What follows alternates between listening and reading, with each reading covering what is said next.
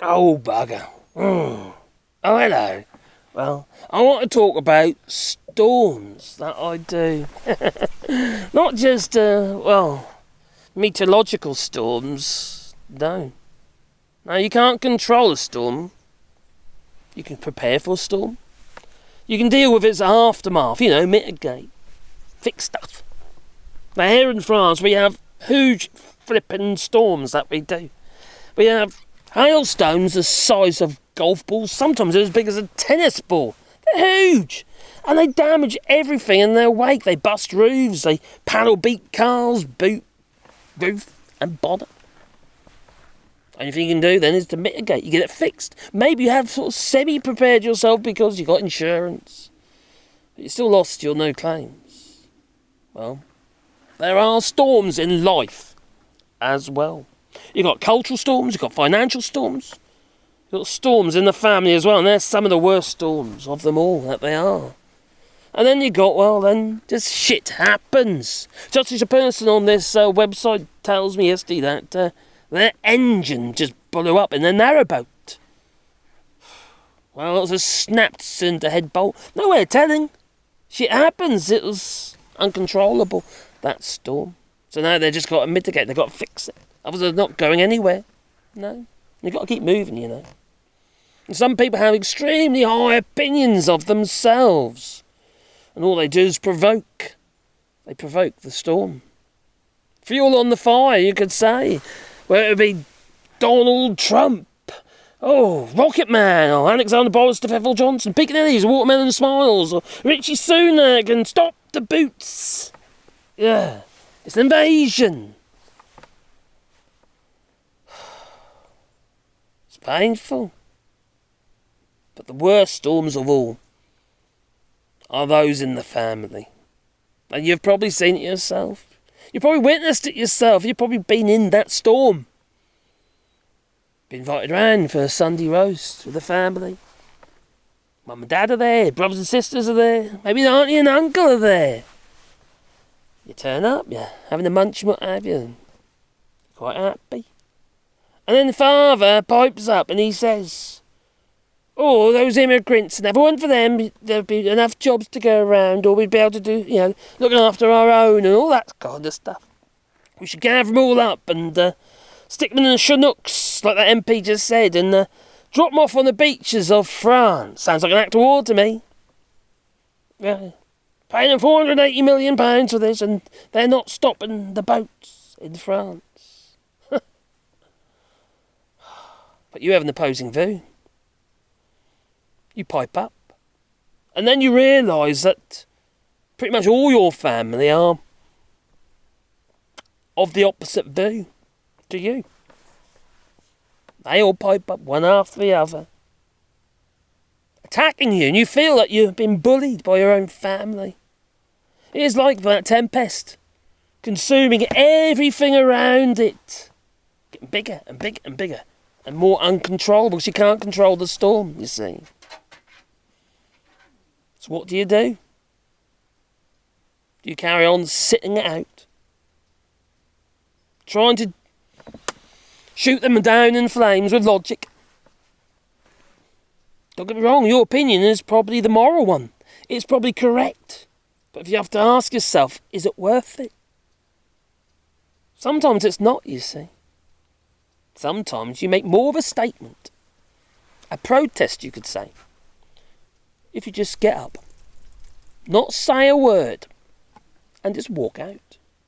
Now you yourself are going to be a little bit fiery in your mind and what have you. You're going to be angry. You're going to have a bit of hate. Just go somewhere where you feel safe, where you find solace. Now for me, it would be, I was in the UK, I quite enjoy just sitting somewhere. Quite often it'd be the Pret a Manger on Gentleman's Walk in Norwich and just watching people go by, and I like to analyse and watch their mannerisms and what people do. Just people talk to each other and that, and just facial expressions, and I just find it fascinating. Or going to the supermarket and see what people put in their trolleys. Oh, that's where I'm going wrong. Well, just get up and get out. Go and sit somewhere. Whether it be on the beach somewhere and listen to the waves break, or maybe on a pier even, and listen to the waves cracking against the old stanchions, or maybe just like sit and look across a field.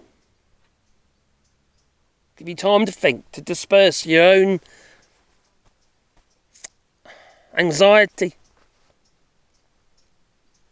hate in some cases. Yeah, we can hate on the left and on the right. Just a different sort of hate, you see. For me, it'd be pity, in many ways. Pity.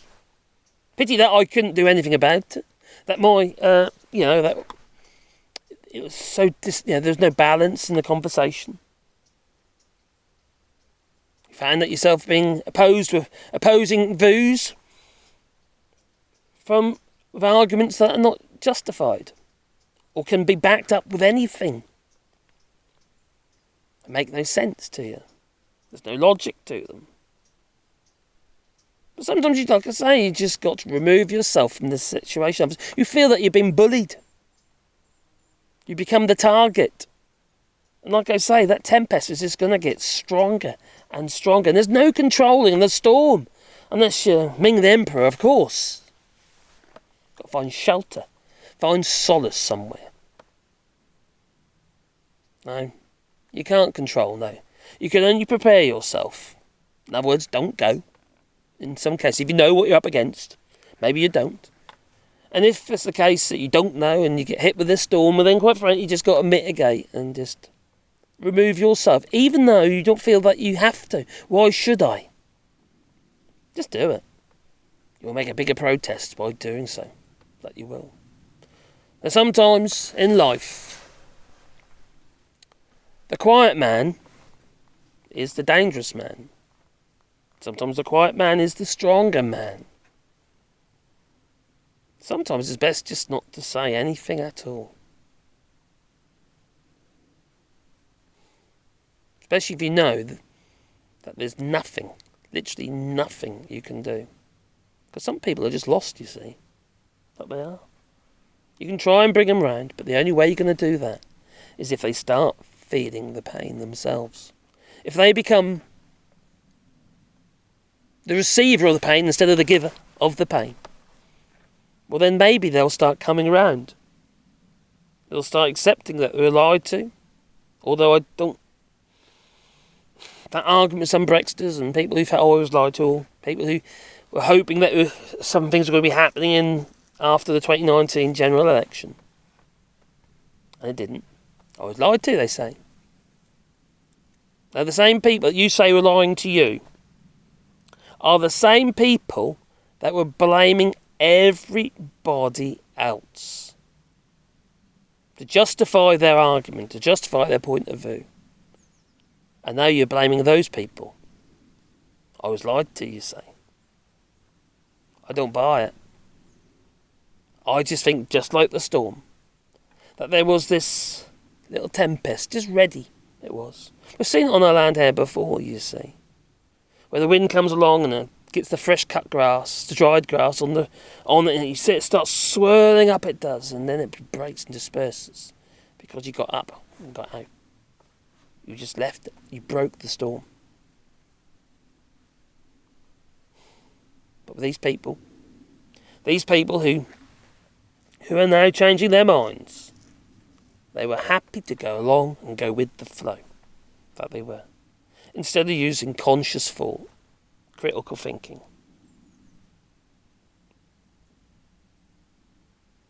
You tell me. Please leave it in the comments down below.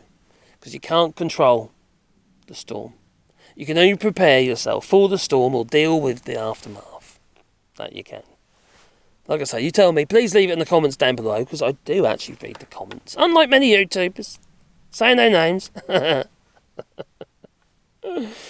Oh dear. And you want to support the channel, you can do it on Patreon or buy us a coffee. But just beat the old like button. It helps the channel, you know. And maybe subscribe if you like, you know. Maybe that little bell icon, because then you'll get a warm fuzzy feeling in your pocket every time I upload another video. It's time for me to go, so I'm going to say ta-ta, you know. So, ta-ta. And have a lovely day.